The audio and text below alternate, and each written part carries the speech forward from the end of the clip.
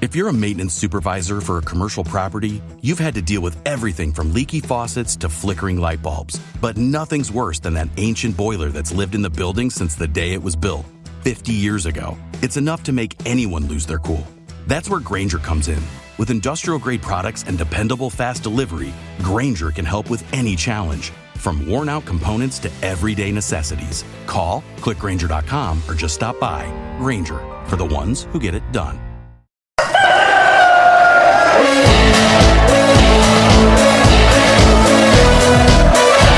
Will look to pick it up and he'll go on here. There's two up here, Bradford. It's Beagrey. He's got to make this count. It's Beagrey. It's 1-1. You'll see a somersault now. You'll get a double one.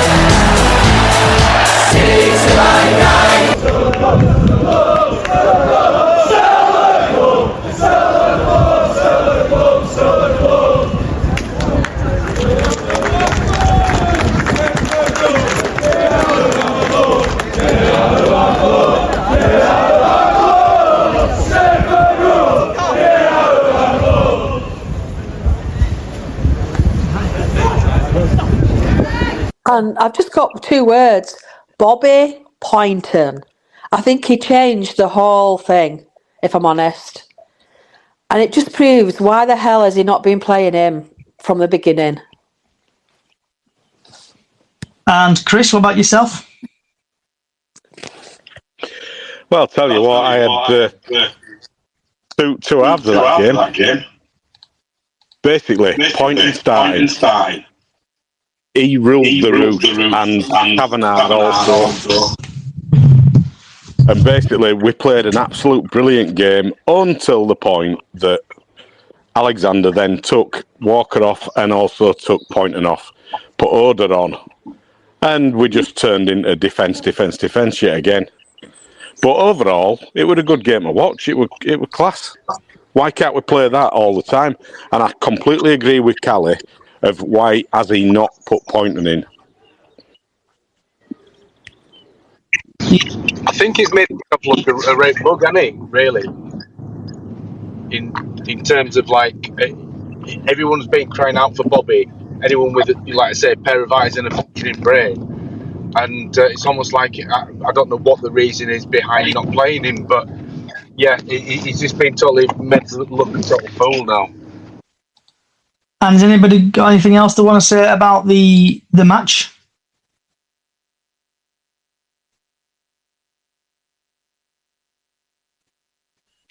I think sorry, if anyone was speaking and I don't know if I didn't hear him, but yeah, I think I agree with Chris in that when Bobby and Walker came off, it took that sort of forward momentum out of the game a little bit for us, and it just shows what kind of devastating players they can be for us. And yeah, that's all I've got to add to that. Do we think? I personally, it's just my opinion. You can all shoot me down.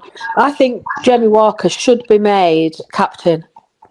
I don't think Smallwood is a worthy captain at all. I mean, I know we've only got a few games left, but going forward into next season, get Bobby Poynton playing every game and get Jamie Walker as captain. Don't disagree, Kelly. No, I completely agree as well. Okay. So then moving on to the Grimsby game tomorrow. Grimsby game is at 1 p.m. Against Bradford City, 1st of April 2024, 1 o'clock at Blundell Park. And the referee is Matthew Corlett. So Mr. Corlett has had a couple of appearances. In the EFL Trophy, he's had 4 appearances, 17 yellow cards, 1 second yellow, 0 reds and 3 penalties. In League One, he's had 6 appearances, 32 yellow cards, 0 second yellows, 2 reds, 1 penalty. In the EFL League Two, he's had 13 appearances, 61 yellow cards, 3 second yellows, 0 reds and 2 penalties. In the FA Cup, he's had 1 appearance, 2 yellow cards, no second yellows, no reds, no penalties. EFL Cup, he's had 1 appearance, no yellow cards, no second yellows, no reds, 1 penalty. Altogether, he's had 25 appearances, 112 yellow cards, 4 second yellows, 2 reds and 7 penalties. And I'm going into a little bit of detail for you. So the top goal scorer for us is Andy Cook, who's had 15 goals, 5 assists and 36 matches played.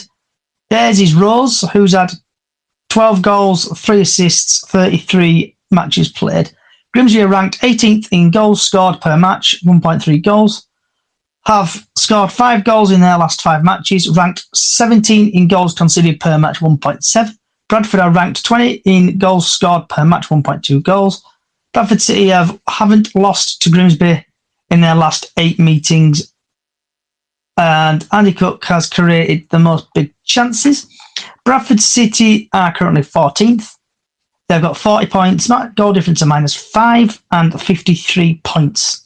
Grimsby have played 39. They've got a goal difference of -18 and they have got 39 points. Last couple of meetings, going back to 8th of February 2020, Bradford City drew 1-1. 22nd of December 2020, Bradford City won 2-1. 10th of April 2021, Bradford City won 1-0. 22nd of October 22, Grimsby 0, Bradford 0. 1st of April 2023, Bradford won 3-2. 9th of September 2023, Bradford drew 1-1. And 10th of October 2023, Grimsby lost 2-1 against Bradford in the EFL Trophy. Bradford have won all 4 games. There's been 4 draws in there, and Grimsby have won 0. And Bradford City last couple of games is they've lost against Forest Green, they've lost against Mansfield, they've lost against Notts County, they've lost against Harrogate, and we beat Tranmere 2-0.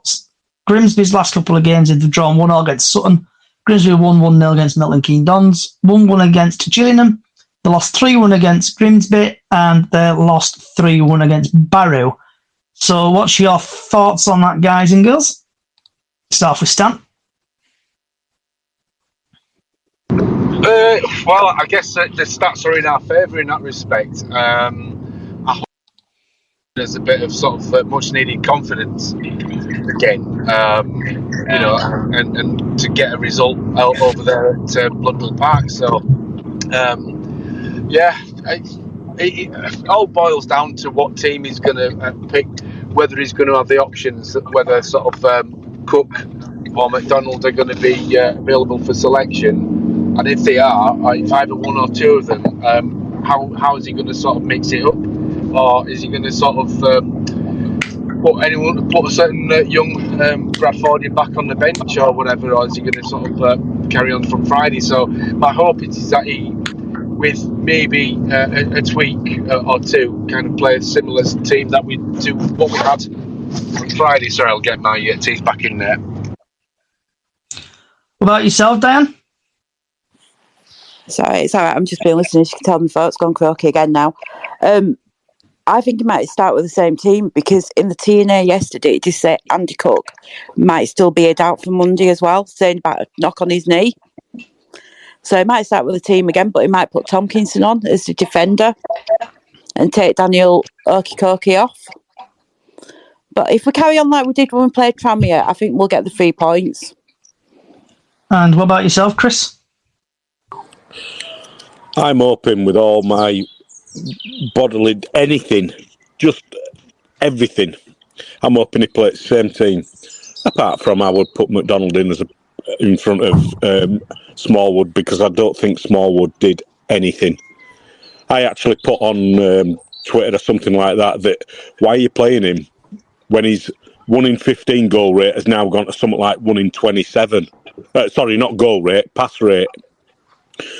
I'm honestly thinking, look, if he goes with Friday's team, I'd keep Okikoki in there.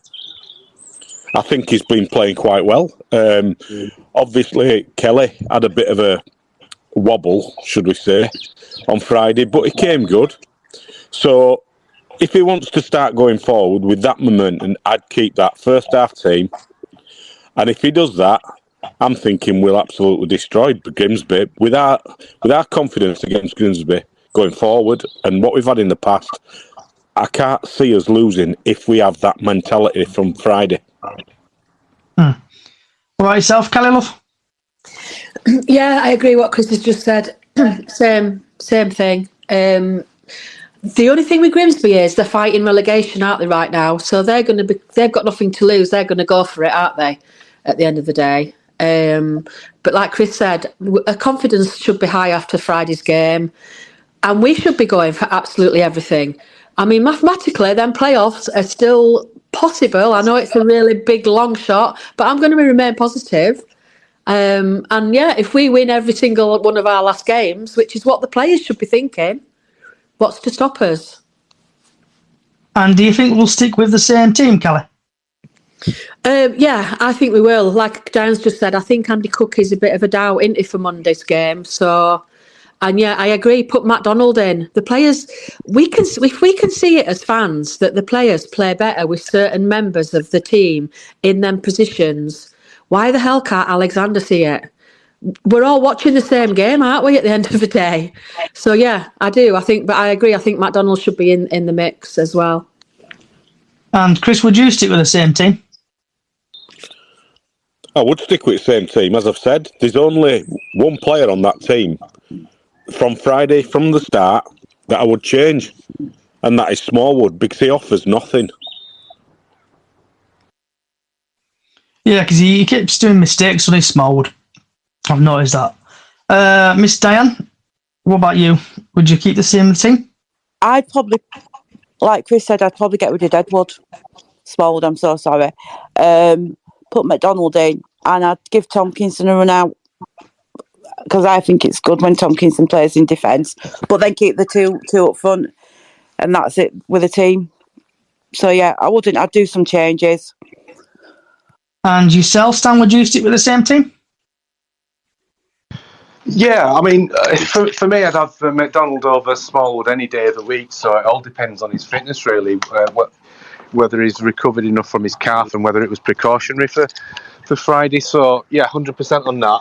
And if I'd say anything, although he did play well on Friday, did Oyegoke, I would probably still put JT in front, because I think that back three of Kelly, Platt in the middle and JT on the right has served as the best, I think, in probably for most part of this season. So I would kind of those are the only two changes I would make for the game. If I was, obviously all sort of like fitness willing and stuff. And I've just seen Lee's. I think Lee's microphone's not working today. Where are we? He said. It said Game Alexander think K-Mac was restored for Monday's game versus Grimsby. Yep, so I'm hoping the same there. I hope he sticks with the same 11 and basically cracks on with it. Does anyone else got anything else want to say about the game we've got Grimsby on the weekend? Is anybody going? Are you going, Stan? Not this time, no. Are you going, Diane? I'm not, but I'm glad, because I'll probably have a coughing fit if I start coughing, so I'm glad. But I'm not going. I'd hate to put anybody on the coach with this cough. Are you going, Chris? No, it'll be an eye follow for me, mate. And Miss Kelly, I think you're going, aren't you? I am going. I'm hardcore me. I'm doing my night shift tonight, finishing at 7 in the morning, getting changed, shower out, off to Grimsby. So I'm going to get rid of the boring stuff like we did the other day. So the score predictions is sponsored by Stan. So Stan, if you just want to say your line for me. Yes, so Scott, the chickens on the run on the loose podcast. Sorry, I caught that one up, didn't I? I'll start again. The score predictions are sponsored by myself, Stan Jammer Photography, where capturing your image is my focus. And Stan's absolutely losing the plot. He thinks he's Chickens on the Loose podcast. We're not going for another rebrand, just to let everybody know. We're sticking Chickens on the Loose. Sorry, guys. I got that one up, didn't I? So what is your score prediction, Stan? I'll say 2-1 City. Diane? I'm going to say 3-0 to us. Ooh. Chris? Diane's just nicked it. I will go in 3-0. Okay. And Miss Kelly? Yeah, I'm going 3-1. I think we're going to put 3 past them. Can I just say I miss the sound effects? I know it's due to budget cuts, we can't afford sound effects on this new setup. So I think we're going to possibly win. I'm going to go 1-0. I think it's going to be close. And I think Tyler Smith will get the goal. Right. Moving on to Bradford City latest news, rant, rave, vent about anything. But I'm going to start off with the protests. And I'm going to start from Stan and we'll go away across. So I'm going to disappear for a minute. So Stan, what's your thought on the protests? Yeah, I don't have a thought either way. I think obviously that they're well within the right. I don't think anything happened. Obviously, there were a little bit of dramas, wasn't there, on Twitter afterwards with Simon Parker and some of the people. I don't think it was. I don't know if somebody tried to paint it. This person who did the blog is like basically one man and his dog turning up. Does anyone actually know roughly how many people turned up? There were a lot. I wasn't there myself, but I've seen the aerial photo or aerial video that they took of the fans, and they were all, you know where Memorial is? At back. Yeah. Basically, all that were completely rammed, and then it went out of the gate and went up the road. So that's what I thought, because I thought there was some where there's the up where the mural is, and you said Memorial, didn't you? Did you say Memorial, Chris? I said Memorial. Oh, sorry, mural. Yes, sorry, I thought you meant yes. That's what I thought. So I think there was a little bit of underhand tactics to try to paint them as like basically just whether that's on the club's behest or just people kind of being condescending towards it. I think well within the rights, and so I don't have an opinion on it myself, but if it makes positive change, then I'm for it. And what about yourself, Miss Dan? If they want to do it, let them do it. It's up to people if they want to do a peaceful protest. So let them do it. But is it going to make much difference now when we're sent that letter out on Thursday? Is it going to make much difference? Did anything get done? Did Ryan Sparks hear it all or anything? But I noticed that all news were there on papers. But I think there were quite a few people there. But like they said there were only about 50. There were more than that. Definitely what I've seen. This is what I don't understand. I don't know if it was the paper trying to basically, what word am I looking for? To quell it. But when I was there, when I looked up, I know there were quite a lot of people there. Because I just went to be nosy, and when I got there were quite a lot of people on the wall behind, where the main car park is, where you park your cars when you come down the road. There were quite a lot of people on the road side of the wall there. There were quite a lot of people looking out of the suites as well at the top, and there were quite a lot of people where the car park is, where the car garage used to be. Up there were quite a lot of people there, and I think people were just there to be nosy. But then looking on social media, obviously, according to the TNA, about 50 people were there. I think that was false. There were quite a lot of people there, to be fair, but I think people were just there to be nosy and just to see what were going on. Like myself, I was just being nosy. And I've put the video up on social media, on all socials. And in my opinion, there were, should we say, quite a lot of youth there, should we say, if anyone wants to disagree with me on that one. But in my opinion, there were quite a lot of youth there, so... But then the rumours coming out of apparently glass door being broken and stuff like that. I don't know how true that is. I tried to get the independent guy on today, but I think he's busy, so he couldn't make it. So what's people's thoughts on the protest and apparently the issues, what happened, such as apparently there was allegedly chanting about, or offensive chanting going on with about the owner, and apparently it lasted about 2 minutes and then it quelled. So what's people's thoughts on that? I'm like you, Johnny. I've had one of my mates message me today and said that they heard that they actually did smash some 2 windows or 2 glass doors. To me, that's not peaceful protest. That's just been hooligans, really, in my book. say what you want to do. Have your banners. I mean, the videos that I've seen banging about they were shouting, "Get the F out of our club." So, I mean, yeah, they're swearing, but that to me is not peaceful. They all said it was going to be a real peaceful, and I knew it wouldn't be, because you're always going to have that minority, aren't you, that's there that just want to cause trouble and make fools of themselves. But I mean, a lot of the pictures I saw as well, a lot of people looked like they were walking past to go to the actual game. So it looked like there was maybe more there than they actually was protesting. And like you said, there was a lot just stood watching what the protesters were doing. But I don't. To be fair, I hope it does do something. I hope it does more so for the players that are actually wearing the shirt and that are actually running about on the pitch, because at the end of the day, it's them that are they're the ones that are making the results happen on the pitch.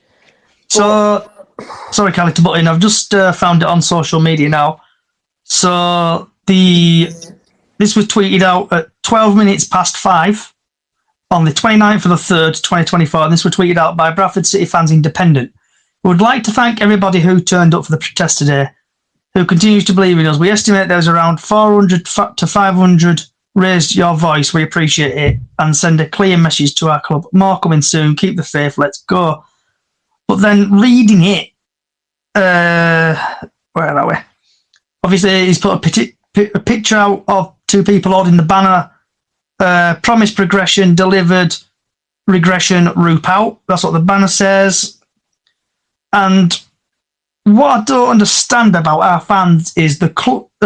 You want Simon Parker, but somebody else basically tweeted, did a comment in the TNA, and everybody didn't read it typically, and then they thought it was Simon Parker who wrote it out, and they actually pelted him on social media, what I don't think's good. But then there's people here, Phil on Twitter, have to laugh for comments aimed at Parkinson on the article he didn't even write. And then there's just people saying, like the Independent, let's get some points across here. These two fans were outside the area, asked to move on, reported to the stewards. There was no abuse of any kind. If the evidence, we suggest you email the club. I would love to know if there was someone there and actually saw the window get smashed and stuff like that, because sometimes there's a bit of truth and sometimes there's a bit of fake news. So I want to know what is actually going on with Bradford City, what actually happened at this protest. Did someone break a window? Does anybody know if anyone broke a window?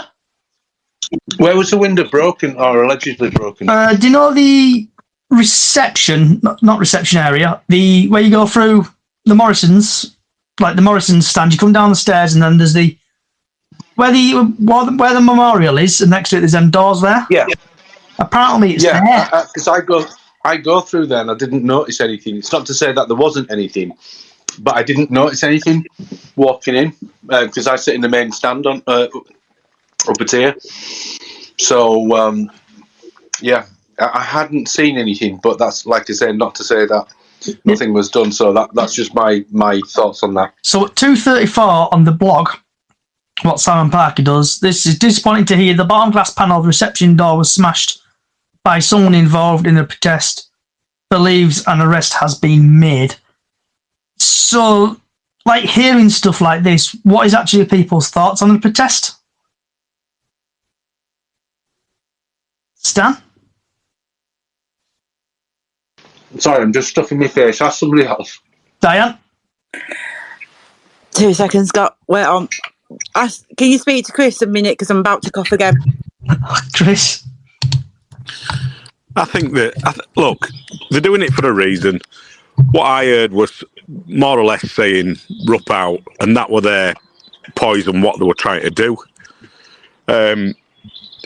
500, 400 people, that seems about right from what I actually saw. They're petitioning for a reason. Now, the people that are there to do that are all right. They won't smash any windows. If Stan has gone into that area and sort of said, "Look, I go into here and I can't see any smashed glass throat," is it true? That's the first point that you've got to sort of work out. in it all, the petition was a peaceful one. It wasn't supposed to be anything more than just having a word saying, look, we've had enough of Ryan Sparks and Rupp. I just don't know what else went on there, but I've seen some of our, should we call, youth, and to be fair, some of it gets a little bit rowdy, as it normally does at games and stuff. So I just don't know. If you're going to quell that, are they going up to, or are they trying to be what we used to know when we were growing up? You know, the things like, I've lost track. I'm sorry, mate. We had it all when we were growing up, and it just seems to repeat itself decade after decade. Chris, we've had someone on actual Twitter seen a picture on X. It was broken. So Jonathan, who's responded on Twitter, if you could just tag me in that, please, if it's possible, if you can find it. So we'll have a look at that. Sorry, Chris, continue. Yeah, I was just saying, I mean, basically with these petitions that we're doing it for a reason, aren't they? So it's just a minority, and that minority is going to always be at that club because there's some that get overboozed and they go to a game and they just start somewhere. You're never going to quell that. The people that were there to actually put a message across, I think that message should have been heard because they were loud enough. Yeah. You know, they've got a point to put across. When Ruppers put that letter out, that letter itself, I think, were a bit contradictory because it doesn't iron out what he's actually saying. He's saying, yeah, one thing, and then taking that same thing, no, about 2 minutes later down the reading. And do you think the letter was basically to quell the protest? Because I know as soon as that letter came out, the independent guy did a vote. Do you want us to basically to carry on with the protest, yes or no? And there were quite a lot of people who said yes. So, like, looking at it, I think I put something on here the other day about it where if he's planning to buy the ground, he should buy it. And obviously, if he get rid of the 500 grand or whatever we're paying for the ground and lower it, we'll be able to be in a better position.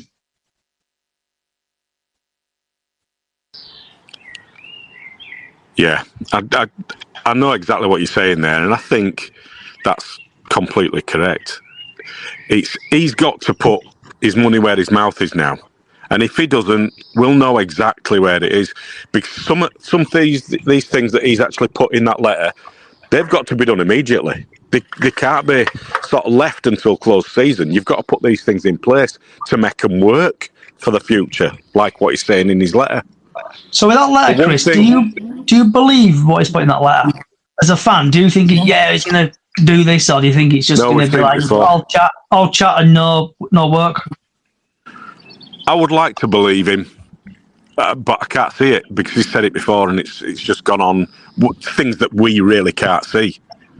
As a fan, you don't really see any of these sort of bits and bats that he's actually said in his letter. The one thing that did surprise me was when I sort of went back and had a look or a listen. One of my mates recorded the BBC Radio 1, you know, the West Yorkshire Sport.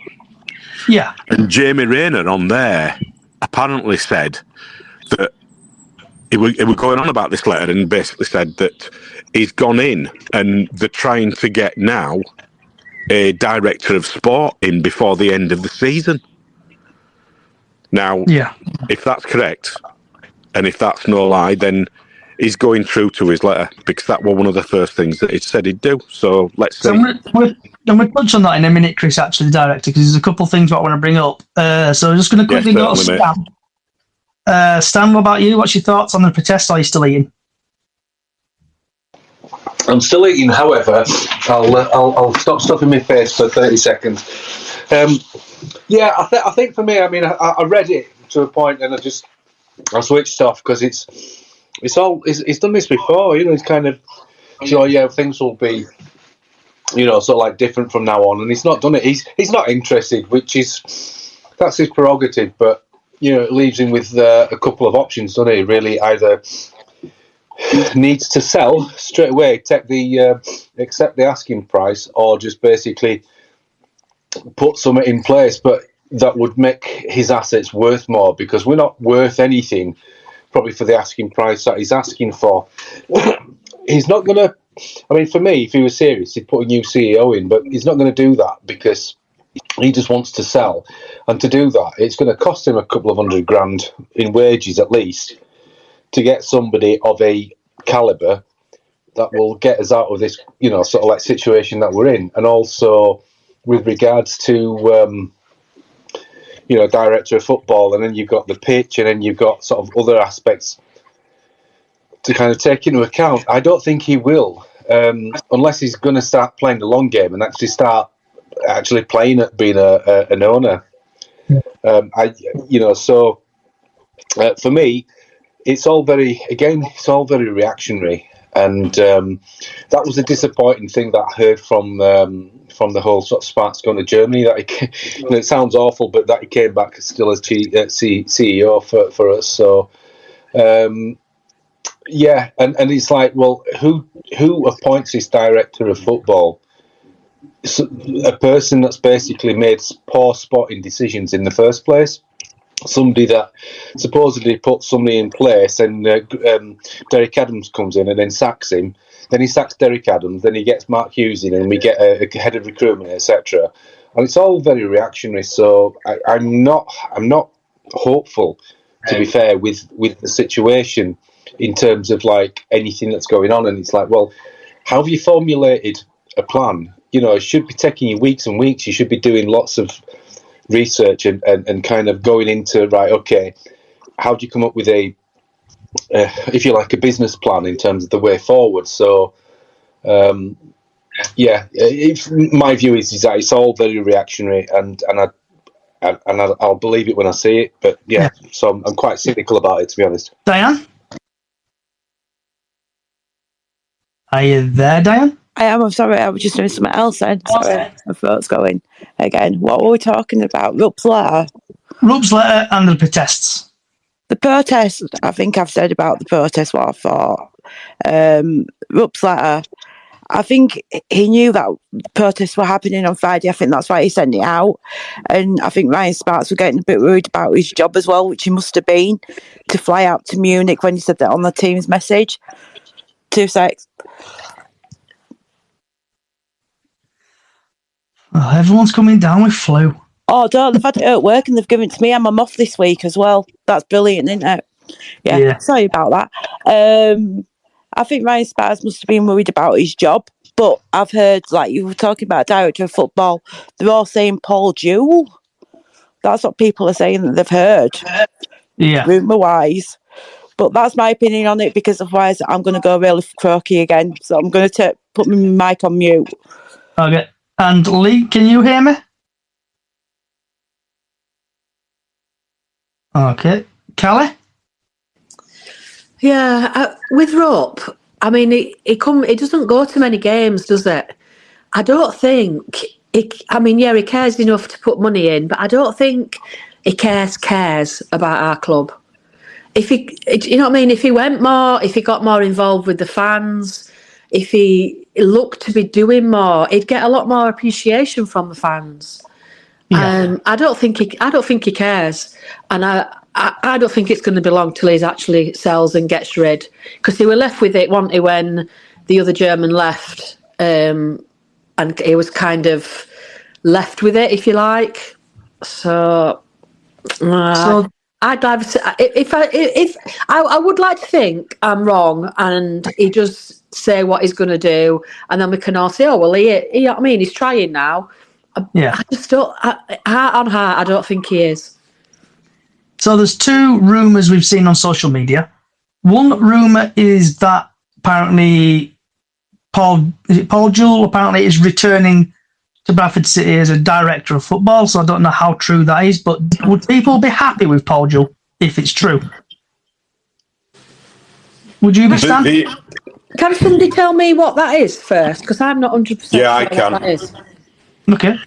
Basically, that whole thing about Paul Jewell came from that forum that I went on. And I mentioned it in our last Twitter speaker, where it was basically a case of, in that forum, someone sort of mentioned this thing about director of football, and someone came over the back of them saying, oh yeah, Paul Jewell will be a good shout. And that's all I know about what it's been said. I don't know anybody else jumping on that bandwagon at all. And would you be happy with Paul Jewell, Chris? Because he's like a former City player, former manager in it, Paul Jewell. So let's put it this way. He knows football, doesn't he? So, yeah, I would. But should we realistically be aiming for higher? But if there's nobody else who wants it, Chris, it might be kind of thing. It might be, Let me put it this way. Having Sparks doing commercial, because I think, to be fair to him, he's good commercially. He knows his stuff. Take the footballing side away from Sparks. Just let him do commercial and let someone like Paul Jewell come in and do football. And I think with that, it can only get better. So, Callie, would you like to have Paul Jewell in then as a director of football, like buying players and scouting players and just basically trying to improve and who we bring in? Yeah, I would have Paul Jewell in. He did well for us. He knows Bradford City through and through. He's been there. He's been in that seat. He's managed them. Yeah, I'd be quite happy with Paul Jewell to come back. Just niggles me a little bit because normally when people come back, they don't do as good as they were first time round, do they? And we're known for that. But apart from that, yeah, I'd give him a go, definitely. Stan, what about you? Thoughts on Paul Jewell? I've no issues with Paul Jewell. I think he'd probably be a good fit, but a lot of it depends on what his remit is and what will his recommendations be to the club, and will the club take it on board? And it all comes down to philosophy. As a club, we need a philosophy, and that should come from the top, then through the director of football. So until we stop being reactionary and basically stop flip-flopping, it's yes, in principle, it's all in it. As I say, the devil is in the detail for me. Yeah. I think he would do well, Paul Jewell. And by reading the letter, it seems like a director of football will be appointed by the end of the season, ready for the summer max clear out of Bradford City players. But also I want to go on to the second bit of stuff, what I've seen on social media. Apparently the City event and the width of the post, if I'm pronouncing that correctly, have been apparently tweeting out about a takeover, apparent takeover or something takeover-wise. It's going to get people's thoughts on that. I'll jump in if I may. That kind of then, if I don't know the details of that, but if there is going to be a takeover, then surely you wait with regards to appointing a director of football, and this boils down to is this lip service from Stefan about if somebody does take over, then surely you let them put in a structure in place that they see fit. That's kind of the whole point. I mean, you can guide them in the direction and say this is what's up. And I personally, I don't want to see a mass clear out of players. I think people kind of know my views on the manager situation at the moment, but I would rather see an evolution rather than revolution, because I think we've got a nucleus of a decent squad. So I think, yes, if they've got the club's interest at heart, they'll put money in.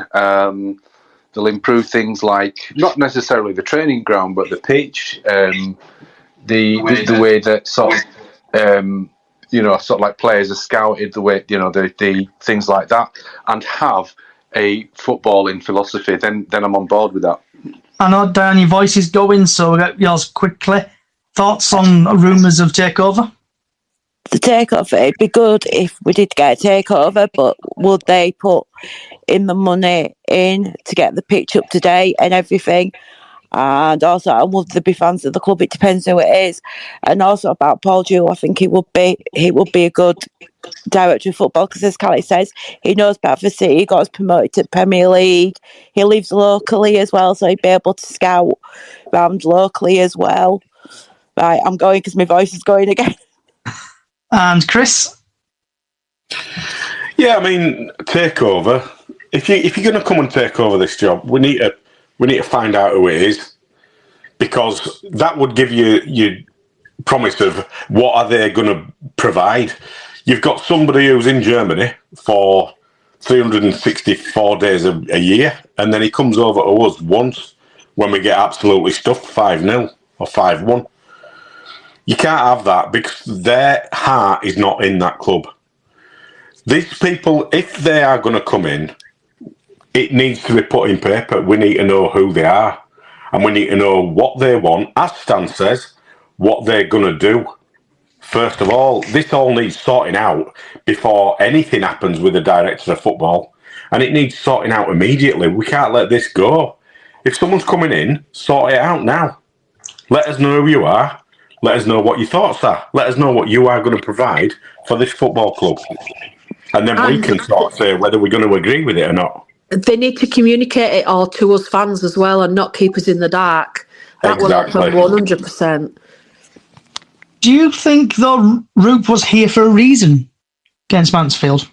Do you think something he was here for chat to somebody or to chat to someone or to do something? Do you think he was here for a reason?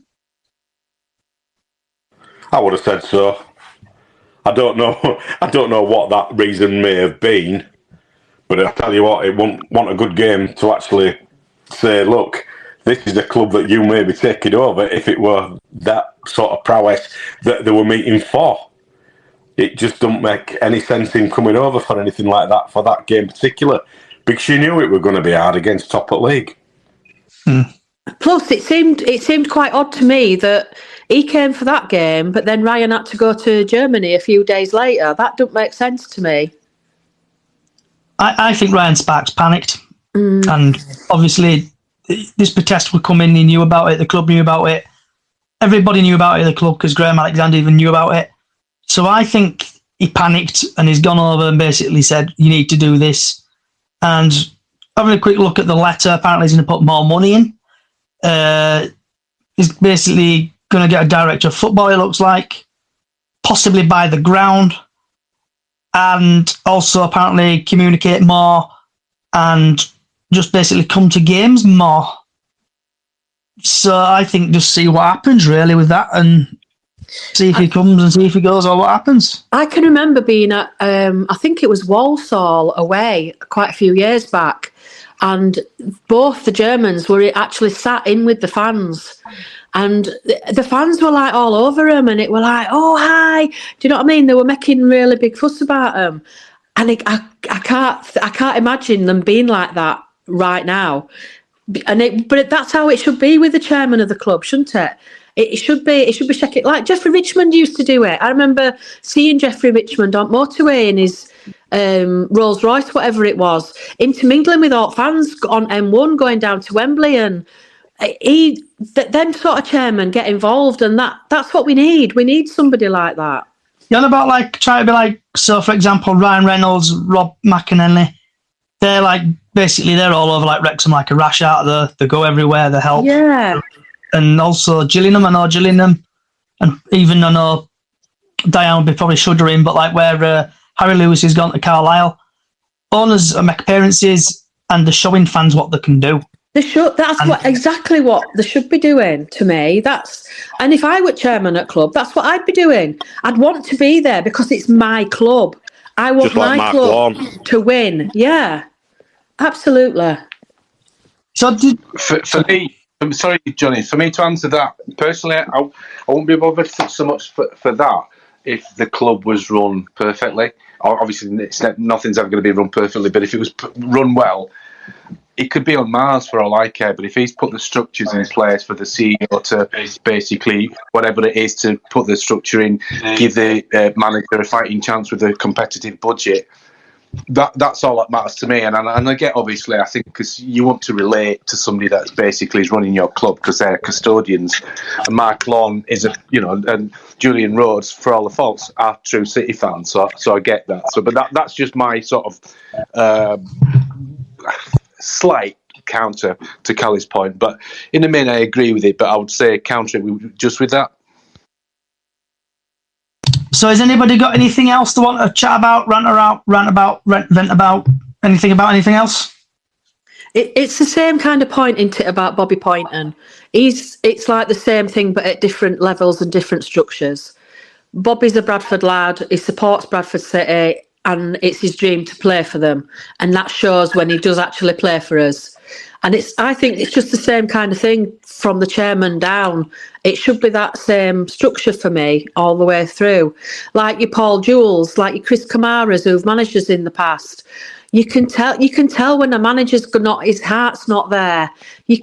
I'm sure it just shows to me, being a fan and watching all these different chairmans over years, the CEOs over the years, even the players over the years.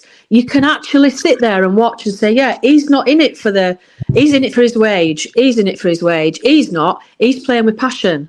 And for me, that's how it should be across the whole board. Anyone else got anything they want to say? Yes, I'm going to go on my usual rant, but I think there were a couple of things post-match interview that kind of were a couple of red flags for me. Was the simple fact of the matter is that everybody in the ground, pretty much everybody that's watched Bradford City this season, could tell Graham Alexander that Bobby Poynton is a very good player, is a dynamic player going forward, and adds something to the team. As Chris said earlier, when him and Walker came off the pitch later on, we lost that little bit of sort of forward momentum. And to be fair enough, the game was won by that point. But it was kind of like, I know he was sort of joking about it, but it's like, oh, well, all the Bradford fans will be telling me I got it wrong. It's like, well, they've been telling you all season, Graham. But the other thing that really, I can't remember his exact wording, but I think Jamie Rayner was talking about sort of tying him down. And, before I get to that, he was talking about, well, he's trained well, his attitude's been really good, this, that and the other. Well, why the hell have you left him out, especially in the previous 4 games where quite clearly there was something wrong with the team, with either the tactics or with the application or with what was going on the field, and you didn't even have him anywhere near the squad or the first team.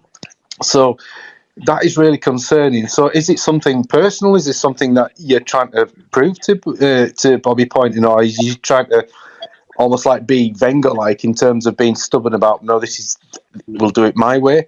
Personally, I don't think he knows what to do with players that can actually play a bit. And then furthermore to that, when asked about Bobby, and then kind of, I think it was almost, if I've got this slightly wrong in terms of what was said, but he said something like almost like building a team around him, and he was kind of very non-committal on that. Whether that's something that's going on in the background and they won't take up an option, or whether it's just like, for whatever reason, I don't know, but he didn't seem, for me, those signals weren't there in terms of like, yeah, obviously Bobby's a real gem, but saying that, if he did that would make him look at it an even bigger tool in my book, because it would kind of like prove the fact that, well, why haven't you played him then if he's somebody to sort of build the team around? So maybe he was being a bit non-committal on that. And yeah, so I'm kind of despairing with that in a sense. So I think it would be criminal if Bobby Poynton isn't playing in a Bradford City shirt, and he probably will be, and I hope he is. But if he's not, I think there's some questions need answering on that. But yeah, so just on my usual sort of not rating Alexander, but that's one thing or a couple of things that stood out for me Friday. Sorry, Diane, have you got anything you want to vent about, chat about? No, because I better try and keep my voice. Your voice, girls. Stop my voice out. I know. Chris, any last words? Want to chat about? Just one point, really. am I right in saying both Point and Walker are out of contract at the end of this season? By all accounts, yes. If I am, we need to keep, by all accounts. I don't know what you have to throw at it. You need to keep them players. Poynton has got to play tomorrow. He's got to start tomorrow. He can't be on bench and come on. He's got to start. You've got to put the same team on with him, Kavanagh. We're walking in midfield, running the show. It's number 1 point for me. And we've got to set those two players and get them on board for next season. I think, Chris, sorry to jump in there. I think I'd heard that we've got an option to take up on Bobby's contract for another year, which we're likely to do. But, so I can't corroborate that or anything, but I'd heard that. So I would hope that is the case. But I would definitely make either, I'd have, for next season, have Gilead or Walker as captain, or one club captain, one team captain, whatever. Definitely. I think Walker's got at least a couple of seasons left in him. I mean, in terms of injuries this season, he had his leg broken by a really kind of cynical tackle against Doncaster away, didn't he? And he was out for weeks with that. Sorry, guys. Gotta go. All right, Chris. See you, guys. See you later, Chris. So for that, I think build a team around certain players. So that's all I've got to say on that. That was my little rant, but it will be an ongoing rant. So yeah. Any more last words, Miss Kelly? Oh, you still there, Kelly? Yeah, sorry, I'm just getting ready for work. Yeah, I agree with what Stan's just said. Like Jamie Walker as captain, Bobby Point, and then keep Andy Cook. I think we've gone through all players, haven't we, on a previous podcast. Just get rid of Smallwood. I don't understand why he favours players like Smallwood to the others. He doesn't bring anything to the team, and more so as a captain. He doesn't. It's like I remember being at Accrington Stanley, and Jamie Walker went off. And he came past the fans, and he didn't get nothing,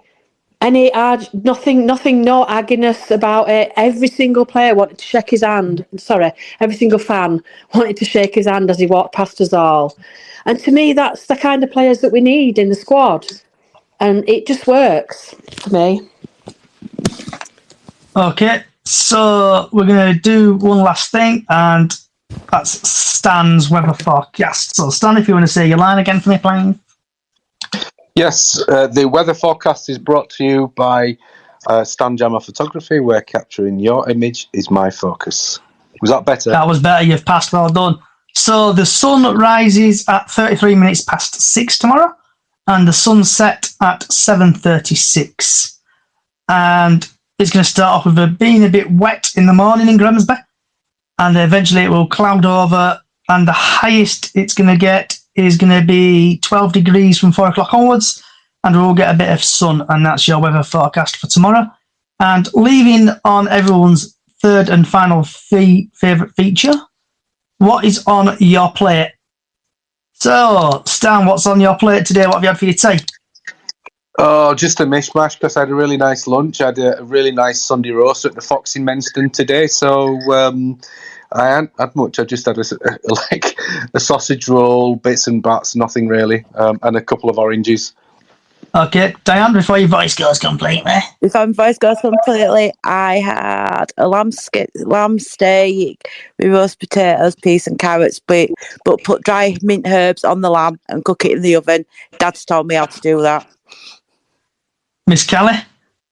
I've had a sausage and egg cob because it's breakfast for me, isn't it? But yeah, and I'll see you tomorrow, Johnny.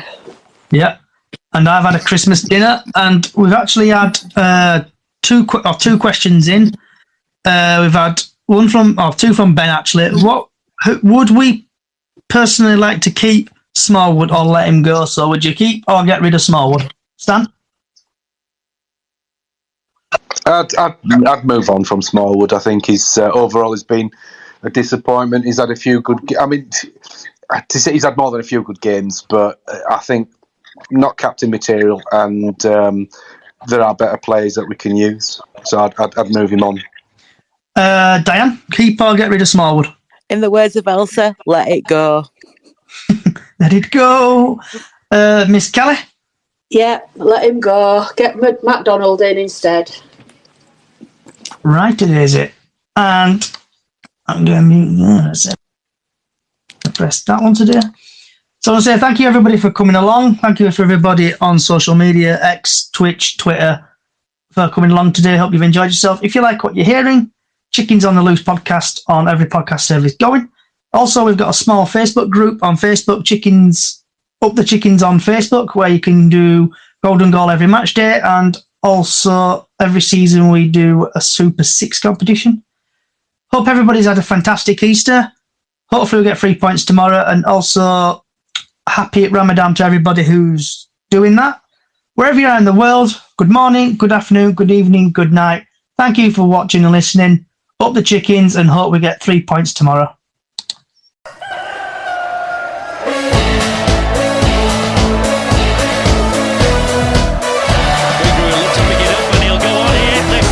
Bradford, it's Beagree.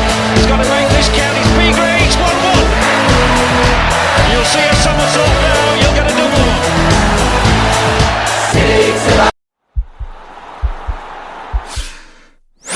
This podcast is part of the Sports Social Podcast Network.